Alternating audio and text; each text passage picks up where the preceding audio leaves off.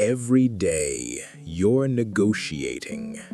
Not just in boardrooms, not just when signing contracts, but when deciding where to eat with a friend, when a partner crosses a boundary and watches how you react, when your boss gives you a little more work and sees if you'll resist or comply. Every choice, every silence, every raised eyebrow is a move, a subtle bid for control. Most people don't see this. They think bargaining is about money or markets. But real bargaining, the kind that shapes power, happens in whispers, glances, and pauses. This is the dark logic of everyday bargaining. It's older than language itself. It's how alliances are built, how families are structured, how empires are maintained without drawing a sword. The one who understands this logic can shift the weight of reality without shouting a word. The one who doesn't is being negotiated into a corner without even knowing. Today, we'll dissect this hidden battlefield. We'll trace it from the philosophy of power to modern game theory. And by the end of this, you'll begin to see something most people never notice. The negotiation was never outside of you. It has always been happening around you. Most people imagine negotiation as an event, a meeting, a deal, a haggling at the market. But real negotiation isn't an event, it's an environment. You're in it constantly. Think of the first time two children argue over a toy. One reaches, one resists. Words aren't needed. Each child is subconsciously calculating. What happens if I push harder? What happens if I yield? That is bargaining in its rawest form. This primitive dance never goes away. It simply becomes more sophisticated. Adults just learn to cloak the same dynamics behind politeness, charm, and strategy. The truth: every human interaction has a layer of power distribution beneath it. Who gives more? Who concedes first? Who sets the frame? When a friend asks for a favor, when a romantic partner tests your boundary, when a stranger cuts in line and looks at you, waiting to see if you'll object. Each of these is a negotiation test, a psychological tug-of-war for who defines reality. Here's the paradox. Most people think they don't like conflict, so they give in. But in negotiation, silence is not neutrality. Silence is a concession. The great tacticians understood this centuries ago. Niccolò Machiavelli wrote of rulers who never needed to threaten. They simply watched how far their subjects would stretch themselves. The subjects negotiated against themselves. Today, this happens when your boss asks you to stay late, knowing you'll say yes.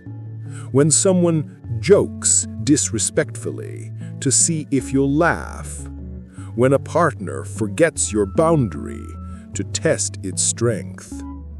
Every moment you don't define your position, someone else is defining it for you. That's the invisible battlefield of everyday bargaining. And to understand how to master it, you must first understand the game beneath the conversation. Strategic interaction.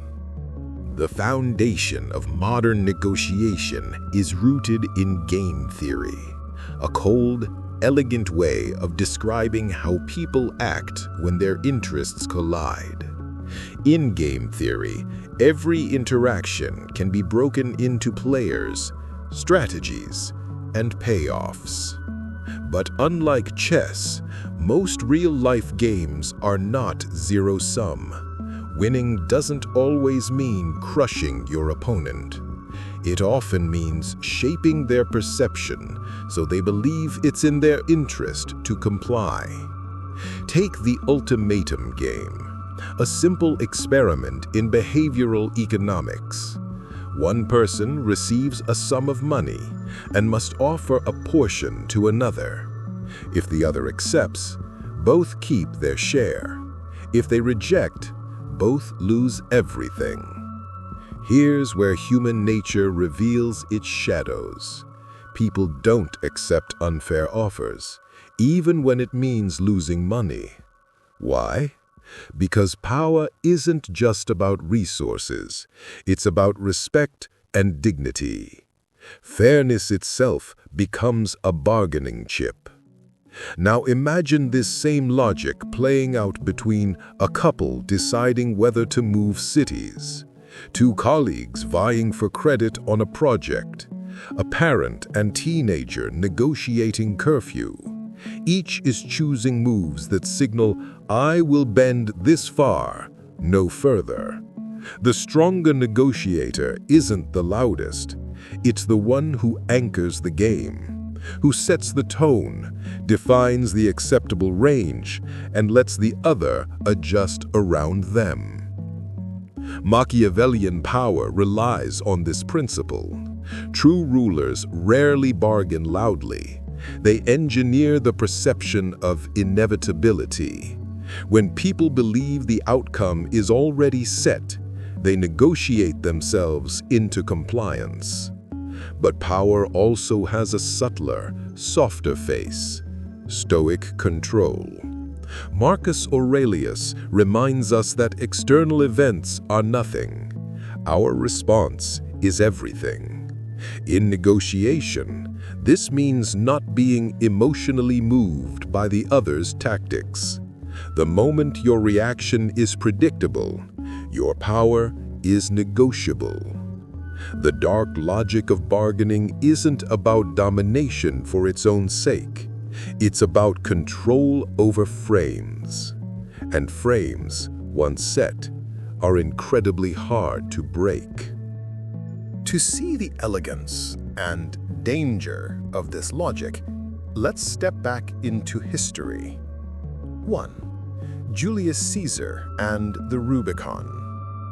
When Caesar crossed the Rubicon, he didn't shout war, he simply acted. By making the first decisive move, he forced Rome into a reactive position. The Senate was negotiating on his terms, after the fact. This is classic preemptive anchoring. 2. Niccolò Machiavelli's Prince. Machiavelli observed that a wise ruler rarely bargains as an equal. He creates conditions where the other party must bargain for mercy or advantage. This isn't arrogance, it's strategy. Control the stage and you control the outcome. 3. The Cold War. The Cold War wasn't about open conflict. It was a massive ongoing negotiation through displays of strength, posture, and perception. Both sides played a high-stakes game of credible threats and constrained moves, signaling power without firing a shot. In each case, the winner wasn't the most aggressive. It was the one who made their opponent negotiate within their narrative. This is exactly what happens in personal life. Someone sets the emotional tone first. Someone draws the line first. Someone appears less emotionally attached. Whoever does controls the frame. Power plays aren't reserved for empires. They happen in living rooms and offices every single day. 1. The workplace. When your boss says, "Can you just stay a little longer?" they're not asking a question, they're making a move. Your first response determines how future requests will be shaped. Comply easily, and you've set a precedent. Push back with calm clarity, and you've drawn a boundary. 2. Romantic relationships. Every healthy relationship has silent negotiations. Who gives more emotional energy? Who controls when conflicts end? When a partner withdraws affection strategically or tests your reaction to small disrespect, it's a bargaining play, often subconscious. Your reaction defines the balance of power. 3. Friendships and social circles. Have you ever noticed how some people always pick the restaurant, the movie, or the timing? They're setting anchors and defaults. Over time, everyone adapts to their lead, and the bargaining dynamic becomes invisible. The scary part? Most people don't even realize they're playing. And if you don't realize you're playing, you've already lost. The Stoic doesn't play emotionally. The strategist doesn't play reactively. Both play deliberately. Winning doesn't always mean overpowering others. It means becoming unshakable in your frame, calm, clear, and deliberate. 1. Anchor first or anchor strong. If you don't set the tone, someone else will. When you make the first decisive move or calmly assert your line, the other person's moves revolve around yours. 2. Master emotional neutrality. In every negotiation, emotions are currency. The one who wants less, who appears less attached, has the upper hand. This doesn't mean being cold. It means being sovereign. 3. Use silence as a blade. Most people rush to fill silence because they fear losing approval. The calm strategist uses silence like a scalpel, forcing the other to reveal their hand. 4. Understand their incentives. In every bargaining game is powered by desire. If you can see what they want more clearly than they can, you can guide the game.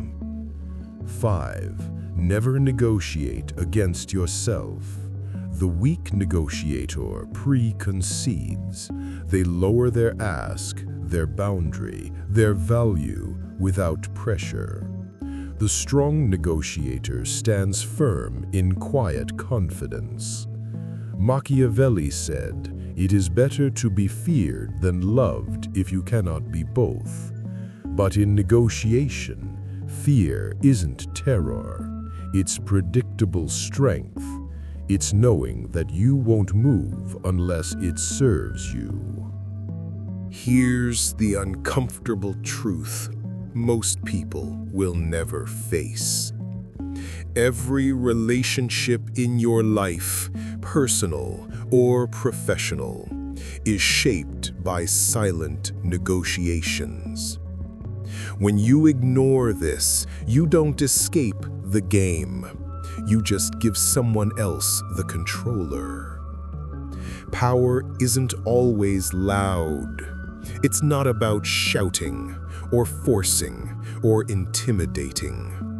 True power is the quiet certainty that your reality does not bend easily, that your silence has weight, that your boundaries are carved in stone, not sand.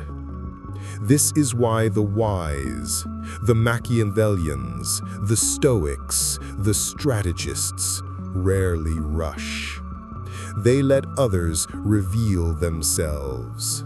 They observe, they anchor, and then they choose their move like a blade slipping into the dark. Remember this.